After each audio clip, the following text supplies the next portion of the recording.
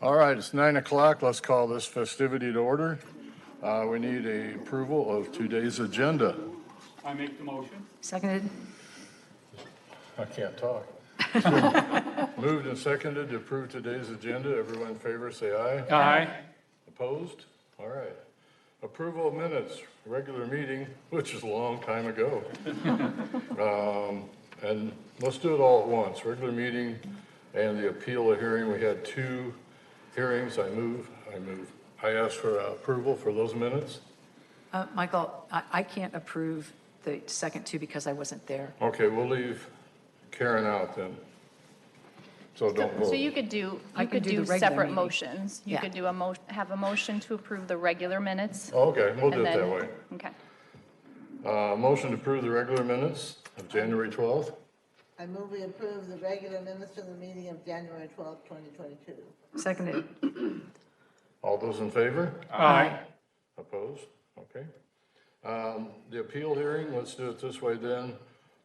We'll entertain a motion that all those that were present for the hearing approve the minutes. I'll entertain a motion. I second it. All those in favor? Aye. Okay. New business, facilities programmer update to minimum qualifications.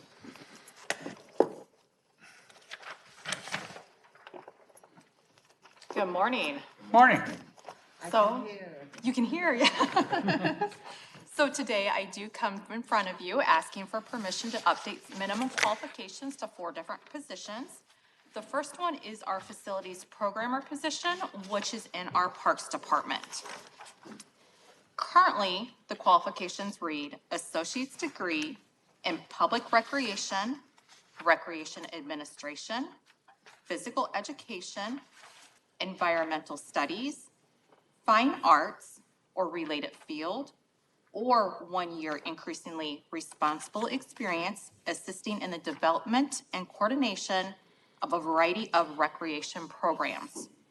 For this portion of the qualifications, what we are asking your approval for is associate's degree in environmental studies, horticulture or related field, or high school diploma or equivalent and 2 years of experience in parks, recreation program management, or education-related field. We'd like to be able to go ahead and realign this with the current position and open up that candidate field. The next change would be adding must obtain an Iowa pesticide applicator certification within 6 months of hire, must possess and maintain a valid driver's license throughout the duration of employment, since this position will be driving from different parks facilities. And then also adding must pass a physical examination and background check as prescribed by the city. What kind of physical examination do they need for this position? Sure. I'm going to turn to Christina.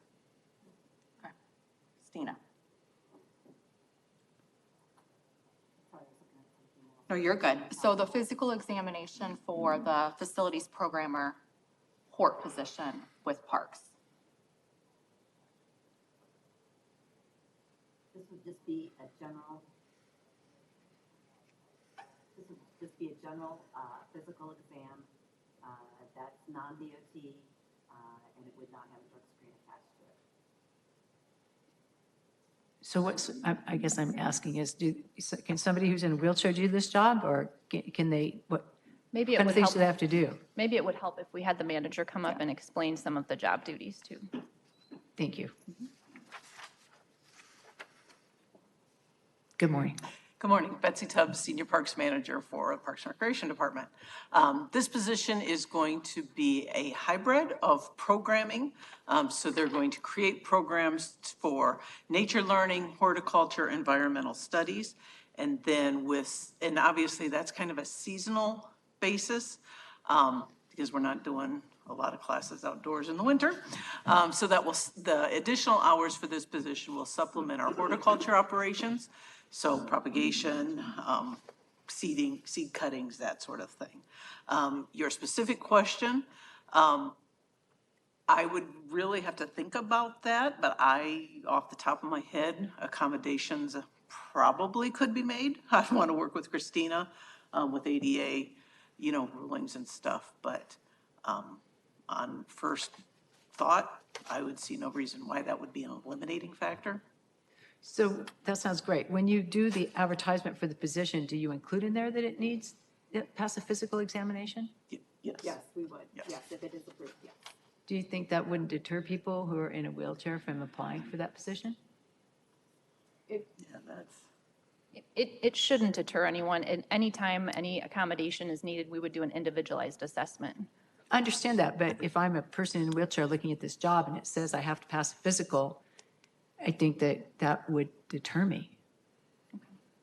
We've actually had people ask about physical exams with some of our positions, and we're happy to explain those to them for each individual position that we apply for. So maybe you can put a comma behind it and say accommodations may be made, something like that, so that you don't discourage people? Yeah, that's actually in the job announcement. Oh, okay. In the application portion, that if they need any kind of an accommodation for testing or for the position itself, that they would need to present that and let me know. Okay, great, good.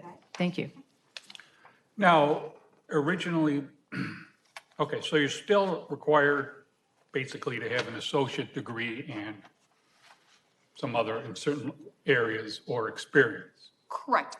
Also, the experience could be 2 years, and that would be, let's see here, high school diploma or equivalent, and 2 years of experience in parks, recreation program management, or education-related field. So if they do not have an associate's degree, but they do have that 2 years experience in those fields, they would definitely be passed through to the testing portion of the phase of that position. You just are reducing the associate degrees that qualify you. Correct. Well, we're not technically reducing them. Right now, as it currently reads, a lot of those associate degrees are recreation related. But after reviewing this position, it could be an education field. It could be a hort field, not necessarily just recreation in itself. So we would like to broaden that horizon for more applicants. This is an entry level or This is an entry level, yes. and people have been in it. You're just, Correct. This is a position that somebody has held in the past, yes.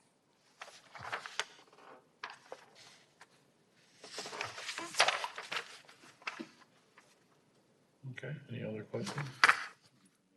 All right.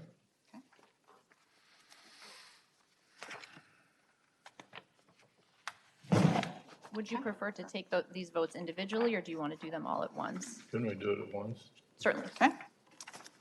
Next up is our fleet inventory supervisor position. Minimum qualifications currently state high school diploma or equivalent, or an equivalent combination of training and experience. That is for the first paragraph. What we are asking for is high school diploma or equivalent and adding, and 5 years of experience in warehouse management, material handling or inventory management, including 1 year of experience in a supervisory role or position. The next sentence is already there, or an equivalent combination of training and experience. The next paragraph is language cleanup. So must possess and maintain throughout duration of employment a valid driver's license, and removing issued by the state of Iowa. So that way we're not preventing somebody that currently lives in the state of Illinois to apply for a job here in the state of Iowa. so this is one that actually requirements are increased, because generally your requirements have always been, you've reduced them. Correct. We actually looked at the positions below this, and they would actually report to the supervisor. They did have approximately the same minimum qualifications. So what we ended up doing is looking at other supervisory positions and adding additional requirements to the supervisor role. Go.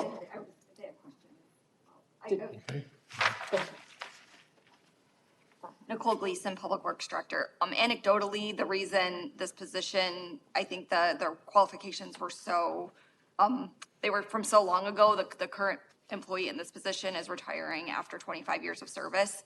So looking at it, kind of what this industry has done as far as doing parts orders online and kind of making sure the inventory methodology is matching up with our financial requirements, with our auditors and things like that. We thought that having these skills in there is really, really important because there's actually quite a bit of responsibility between this position and finance.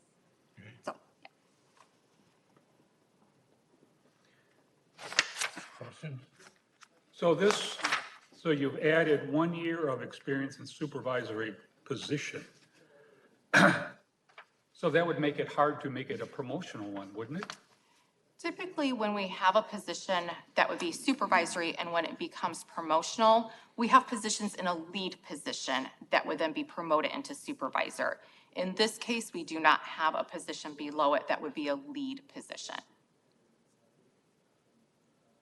So either you have to hire somebody from outside or different department. Or different department could be a possibility as well, yes. We could have internal applicants that do have the experience working in a different division or department. Is there a lot of movement around between departments? I guess it just seems as though a person, you know, because you work in the department, they would be able to promote from within. so in this particular case, we would take, so say, for example, someone had been a supervisor at a Napa Auto Parts or even a supervisor at a Chick-fil-A, like when they were in college, like that would count towards supervisory experience. So it doesn't have to be supervising within the city. So we do look at that and count that. And then we do actually have some cross-departmental movement. For example, we've had a Teamster go to AFSCME before. So that isn't out of the question. All the employees that we have, I would say that this person will be supervising are all either relatively new in their position or have not expressed interest. So we're hoping that we have a good complement of either employees from other divisions or outside applicants, because we're honestly, in this case, not expecting it. I guess I would like to see where somebody in the department would be able to receive the promotion or have the training during that time or the experience to do it, because I think that is a motivational thing. And I would agree with you.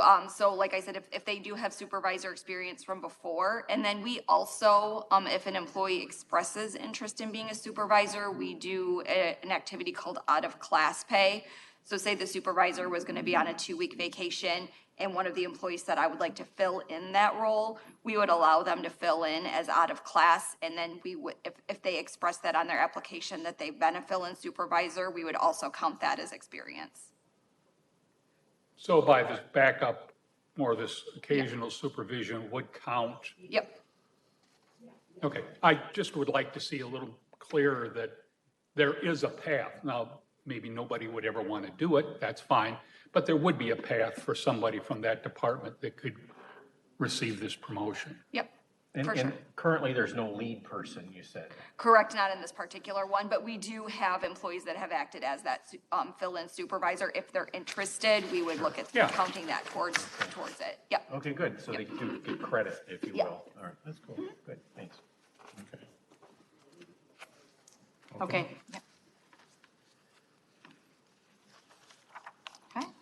Okay. Are you ready to move on? Okay. Excellent. Okay, so our mechanic position. This is more language cleanup. So right now, we are just requiring must obtain a commercial driver's license, CDL, within 90 days of hire and maintain throughout the duration of employment. With a mechanic, when they are hired, they're actually allowed to drive our smaller fleet vehicles that do not require a CDL. So what we're asking for today is must possess a valid driver's license and obtain a Class B commercial driver's license with air brake endorsement within 90 days of hire and maintain that throughout the duration of employment. The second change we would like to make is adding, so right now it currently says must pass a physical examination and background check. as prescribed by the city. We would like to add that and background check into that paragraph there. Now, does the city, okay, somebody comes in, they have whatever, they're legally okay at the lower level, but to get this one, they have to have a CDL. Now, does the city provide training for them to be able to get it? Correct. And a vehicle so we can take a test? We provide the training, we provide the vehicles, and then also that would be an expense that would be covered by the city as well, since it is a requirement for their job duty. Okay. How do you decide which of these positions require a background check? So for this one, we do need to double check their driving record. And if they are out in the public, we do need to double check their background to make sure that they can be out in the public. We want to make sure that there's no limitations there. Your mechanics out in the public? They are driving the vehicles, yes. Because they're out driving? Yeah, they are. Testing vehicles, picking up vehicles. And this is more language cleanup because background checks are conducted. We may have different, we do individualized assessments for each position when we're reviewing background checks, but this is more language cleanup to clarify. Okay, so not all your background checks are the same. Right, if a financial person is different Right. than a mechanic. Okay, thanks. And this is a generally promotional one, or is it outside hire, or This both? one is an entry-level position. Okay. Then, Okay, yes. I guess, Yeah. if it's an entry-level position, now the lower, there is another level lower, right? There is not. However, there are levels above the mechanic position. So we could have a senior mechanic. Then that would be a promotional position if it were senior mechanic. Okay, never mind. Okay. Last but not least is our urban conservationist. This is in our natural resources division of Public Works.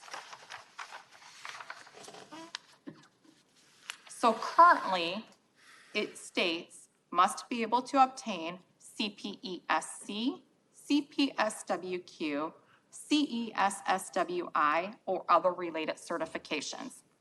We would like to remove that. We're going to keep one that I'll go ahead and go into later. The next paragraph says must possess or obtain an Iowa Certified Rainscaper certification. We would like to remove or be able to obtain, along with adding an actual time range for that employee to be accountable for. The other one is must possess or obtain an Iowa pesticide applicator certification. What we're asking for is must possess or obtain the Iowa pesticide applicator certification and adding that one within 1 year of hire. We do want to make that expectation clear to all of our candidates. On the next page,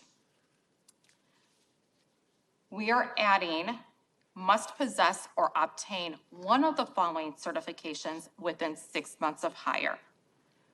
The CPESC, which is our Certified Professional in Erosion and Sediment Control, or certification approved and recognized by ISWEP, the Iowa Stormwater Education Partnership, or other certification related to water quality inspection or erosion sediment control as approved by the Director of Public Works or designee. Then we're going to go ahead and do language cleanup and have must possess and add maintain a valid, remove the state of Iowa, driver's license throughout the duration of employment. We are also adding must pass a background check as prescribed by the city. And then just doing some language cleanup on the residency requirement. So instead of saying must be or become an Iowa resident, we're going to say must become an Iowa resident within 2 years of hire and maintain residency throughout the duration of employment per Iowa code. So that one there is just more language cleanup. Again, you're adding background checks. Is this just something you're doing with a lot of these positions that you're doing these cleanup in? We are doing cleanup, yes. And background checks have not been in these positions before, so I'm trying to understand the reason for adding them into some and not others.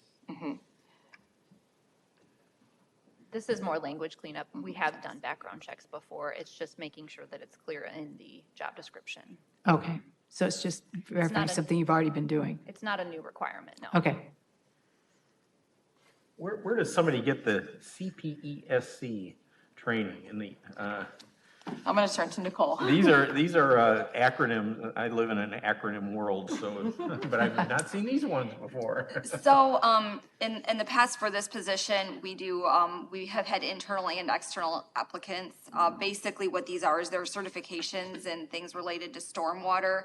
So there are quite a few different industries that offer, continuing education credits regards to stormwater. And we do offer, this is one of our divisions where these employees actually do take at least 40 hours of training a year, specific to erosion, water flow, things like that, because they are also doing code enforcement in regards to water. So we just wanted to make sure, there's 4 or 5 different certifications that all essentially do the same thing. So we wanted to kind of let that employee have the option, and or if it was an applicant coming in with one already, we didn't want them to have to get a new one if they had one that would suffice. Great, So, thank you. Yep.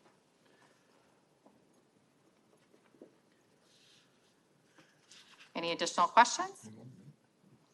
Okay, that concludes the minimum qualification update. Do we need a motion on that? Yeah. Motion to approve. We've heard the questions and on every one, so I would entertain a motion to approve all 4 positions I make the or motion, changes. motion that we approve the language changes. A second? Second. All those in favor? Aye. Okay, carried. All right, old business, civil service rules and regulations. I'm going to take this one, and I'm very excited to present on this one because it's been hanging out here for quite some time. Several months back, I presented to you this proposed rule change, and as a rule change is required to be approved by all 5 members of the commissioners, I have it before you here today. Just as a brief reminder or overview, we are adding paragraph C under number 2. This is to include as part of the rules the established procedure that we have for entry-level police officer and firefighter testing. You'll recall that each time we do a police officer or firefighter testing process, either Scott or now it would be Gina, would have to come before you and ask to have this approved. This is just a kind of an efficiency thing that we're trying to get this in the rules, so it's not a change. It is more of just codifying it in your rules and regulations. So I would ask for approval unless you have any questions. Okay, any discussion? Okay, entertain a motion to approve. I move to approve the change to the types of examinations, Rule 2.2. Okay, second. All those in favor? Aye. Aye. Okay, approved.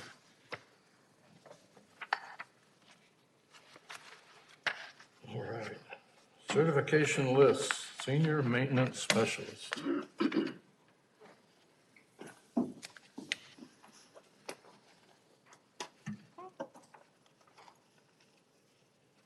So the list I bring in front of you today for approval would be our senior maintenance specialist position. This is an entry-level position in our facilities maintenance division of Public Works. Our written exam was weighted at 30%. The interview was weighted at 70%. Our list is ready for certification. We do have our salary ranges, and this is part of our Teamsters union.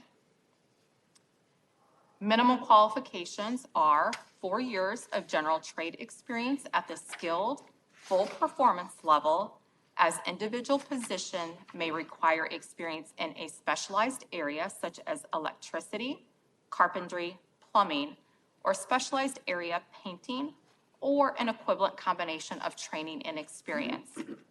They must pass a physical examination and a background check as prescribed by the city, must possess a valid driver's license and maintain throughout duration of employment, and become an Iowa resident within 2 years of hire date and maintain that residency throughout the duration of employment per our Iowa code. We had 6 applicants. 5 applicants were qualified and invited to participate in the written examination. 1 scored below 70%. 4 candidates passed the written examination. 4 candidates were invited to participate in the interview. 4 candidates passed the interview, and 4 candidates are on the list to be certified. And then our stats. Any questions? Okay. Just senior maintenance specialist is an entry-level position. Typically, it is promotional. However, per Iowa Code 400.9, it does state that if the city does not pass, an employee does not pass the promotional examination or otherwise qualify for a vacated position, or if an employee of the city does not apply, an entrance examination may be used to fill the vacancy. So it's usually promotional. So It these is are- usually These promotional. are current employees. I'm sorry? The list is current employees. So this, because it was entry level, because of chapter 400.9 in the Yeah. Iowa Code, it was open to internal and external employees. Okay. Okay?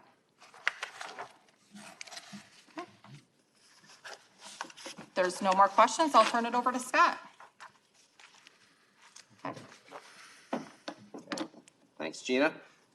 Good morning. Morning.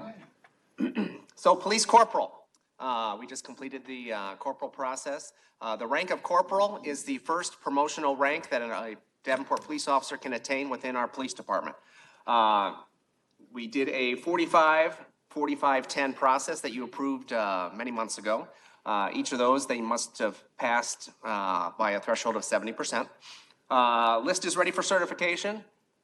So must have at least 1 year of satisfactory service at the rank of police officer first class within the DPD for them to be eligible to apply for this promotion. We had 25 applicants. 25 candidates were qualified and invited to participate in the written examination. 2 withdrew for personal reasons. 1 did not show for the actual examination. He thought it was the day later. And 2 scored below the required 70%. So then we had 20 candidates moved on to go into the second portion, the second 45%, which was the assessment center. 5 scored below the 70%. 1 withdrew their participation at this particular time. 14 candidates were invited to go to the final interview.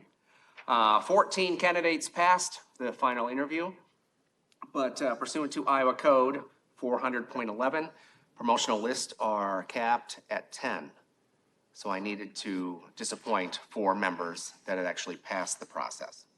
So you have, or for your consideration, will be a list of 10, the top 10 scores within the police corporal process. I would entertain any questions. I have lots of questions. Go ahead. You betcha. So how do you decide of the 14 which ones get on the list? It's score order, rank order. So based on the weighting of 45, 45, 10, our system automatically applies the rank order scores, and the top 10 scores get on the list. Now, the one caveat that where we could actually extend the list into 11, 12, 13, or 14 is if by chance at the 10th space, there's tied scores. So if you have like the 10th score is a 80.2, and then 11th score is 80.2, and the 13th is 80.2, then you've got tied scores, and then we could have a list of more than 10, but that is the only time that we can have more than 10. And so all these people who are on the list will then be interviewed, and that will be the determining factor? They're going to be on the list. Once the list is certified, the chief will then be able to make those promotions based on staffing needs, which I believe he's looking at maybe 3 off the list in the short term. But how do you decide on the 3 off the list? That's the chief's discretion. Just based on interview and personal judgment? Exactly. Yep. Does not need to be in order. Can be anyone off the 10. And then also, sorry. Oh, you're fine. So these people are already officers, so That's how correct. did 6 of them not pass? What did they fail in terms of this? Well, Types of things. so the written examination was 100 questions on U.S. Supreme Court case law and general orders. And they had the reading list ahead of time to study. So there were 2 that just did not get the score of 70%. On the second portion, it was a cumulative score. So the assessment center was two components. It was a personal qualifications presentation that they did in front of 3 lieutenants on their qualifications to be considered for that particular promotional rank. And then the second component was their responses to 3 written scenarios. And then cumulatively, those were scored by ranked officials in the department, and they needed to get to a score of at least 70%. And then, of course, everyone passed the final interview. So, yes. You betcha. I have a question. Mr. Morrow, go ahead. Yeah. Is anything done or is it even possible to do anything with regard to gender balance? Yes, I would love to see that. Now, some of the a handful of the withdrawals that we had within this process was due to family concerns. It was just not the right time, and those did exclude 2 of our females, current officers. But they both are up-and-comers within the department, and they are both have told me that they are going to go through the process the next time we do the promotional process. But for timing reasons, family reasons, personal reasons, it just was not the right time. Okay. When it comes down time for the chief or whoever's making the final selection, do they consider gender balance? I'm sure he does. How do you determine how many corporals? Is it a certain number? Is it a % of the officers? It's, yeah, Chief, if you want to elaborate on that? Paul Sikorsky, your police chief. Yeah, we have an authorization for 25 corporal, 25 or 26. And then same thing with sergeants, 25 or 26. And to answer your question from earlier, once a list is certified, just to give you maybe a perspective of what I look at for making those promotions, because it can be difficult. We have really good quality people, and to pick the right person at the right time can be difficult. So a few of the things, vetting things that I use are we take a survey from the current corporal structure and the current sergeant structure, giving them, this is our promotional list, knowing what you know about these candidates, how would you rank them, as being ready, time, not just time on the job, but experience, how they perform now in their current capacity, their knowledge base. And then I also have a roundtable discussion with my entire command staff. So that is all 9 lieutenants, 3 captains, the assistant chief, and myself. And we have the input from the corporals and the sergeants, the current ones, on this current promotional list. I get information from we discuss each and every one of the people on the list. Their commander discusses in that roundtable meeting how they're performing on their job now, if they're ready right now, what they're working on to try and help prepare them, those kinds of things. So all of that really helps in my decision-making. What it generally does is you see a few people rise to the top, from input from corporals and sergeants and command staff. So that I use that to help me make decisions on who's ready to be promoted right now. So I hope that helps. Oh, it's very helpful. Thank you. You bet. Appreciate that. I have quick questions to either one of you. Scott, you said 3 in this round are going to be chosen? I believe that's what you're looking at. Yeah, I wish I would have came prepared for that. I think there's 3 current vacancies for corporal, and I think for sergeant, I haven't even got authorization to fill those positions yet, and I have to do that. But I want to say that there's maybe 2 current openings for that, but I still haven't gone through the process for. And just how often will these promotional opportunities take place? For example, you've got 3 corporals now in February of 2022. Will there be another 3 in July, another 3 in October? I'm just trying to get a feel of. Well, the list is good for 2 years. Okay. So promotional lists are good for 2 years or until the list is expired. Now, given the retirements that are happening within the department, we're going to be promoting a captain, so that means a lieutenant will be promoted to a captain, which means then that leaves a lieutenant spot, which means a sergeant so it's a domino effect. Sure. So very likely that within the next 2 years or the time frame of the actual list, there's a good opportunity to get the majority of those. Gotcha. So if a person is out of the 10 here, is one of the unlucky 7 who doesn't get a promotion, do they have to go through the process all over again? Okay, so that list is good. They're the They're on next the list, 7. yep. Gotcha. Yeah, that list is good for 2 years. They don't go through the process again in that 2-year time frame. Every time an opening presents itself, whether it's from a retirement or whatever the case may be, we go through that I go through that process again of, surveying our current supervisory staff, having a roundtable discussion on where everybody is now, because people can grow in those 2 years, or vice versa. People can have some faults in Or that maybe time too. decide, hey, I don't want to be considered this time. I get that. Okay, Yep. very good. Thank you. I have a question. It's irrelevant to the discussion at hand, but I'm curious, how far are we understaffed at this time? I think currently, officially, we have maybe 6, is it 5? 5 or 6 vacancies that we will be hopefully hiring for in the very near future. We're going through the process now of we're through the applicants, we're through the testing process, and I haven't heard a result of that yet. In the background phase is what Scott said. Thank you. You're welcome. Other comments or questions on the rank of corporal? Ready for sergeant. Okay, ready for, there's so police sergeant is the second promotional rank within the police department. Again, this was a 45-45-10 that you approved several months ago. They must, for this one, for sergeant, must have at least 1 year of satisfactory service at the rank of police corporal, okay? So this one, we had 8 applicants. 8 candidates were qualified and invited to participate in the written examination. 1 withdrew from the process. 7 candidates were invited to participate in the assessment center.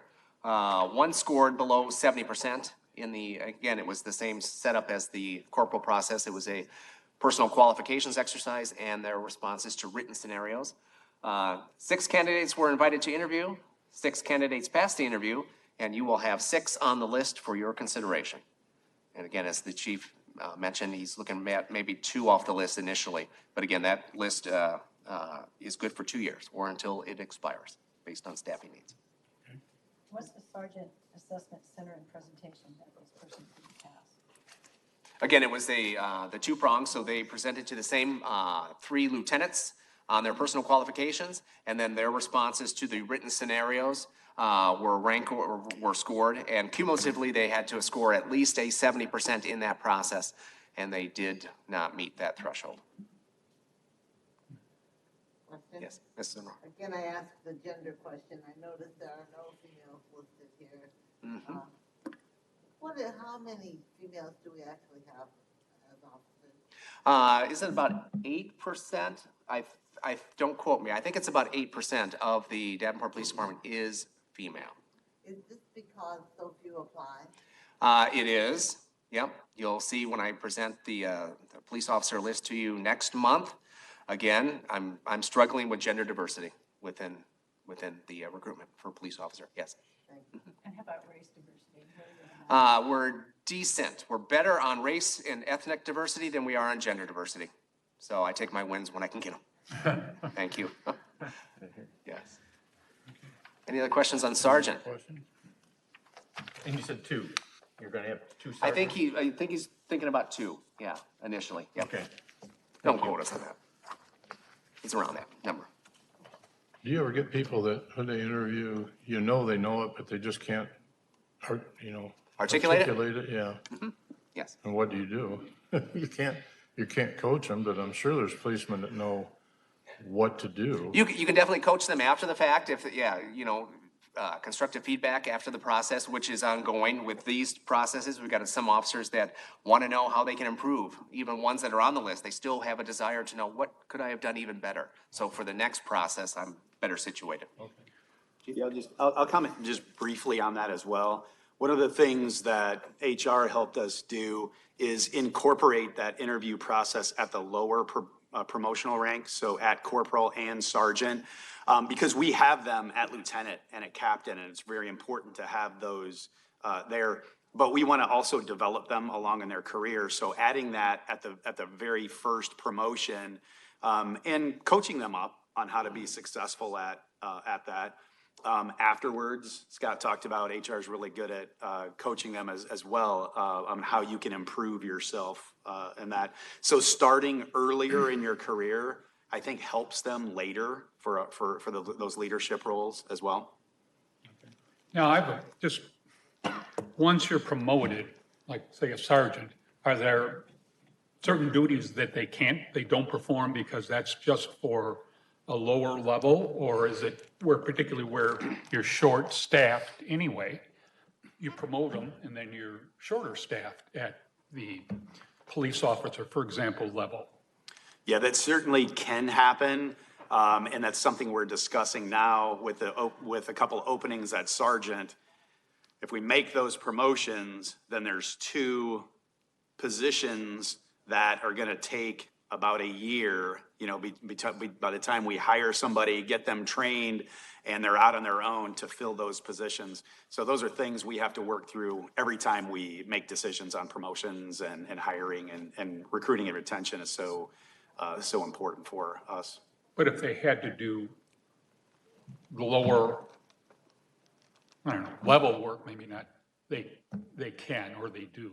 Absolutely. So even up to the rank of where I am as the chief, so I've went through every civil service rank in the police department and then was fortunate enough to be appointed police chief. I'm still responsible to have the knowledge and know-how and ability and act as a patrol officer.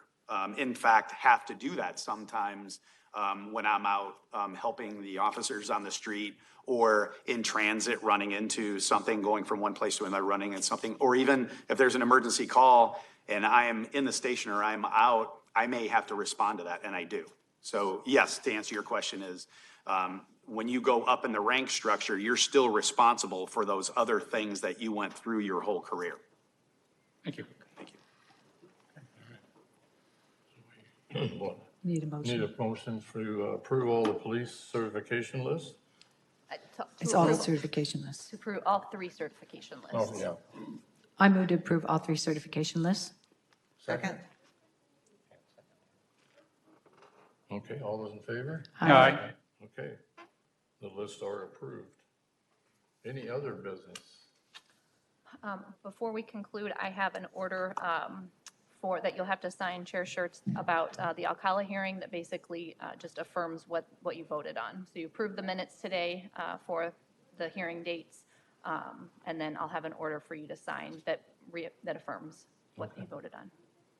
All right. I move it that we adjourn. Seconded. Second. All those in favor? Aye. Approved. Next meeting, Wednesday, March 9th, 9 a.m. Be there or be square. Don't forget, we have to sign the certification list.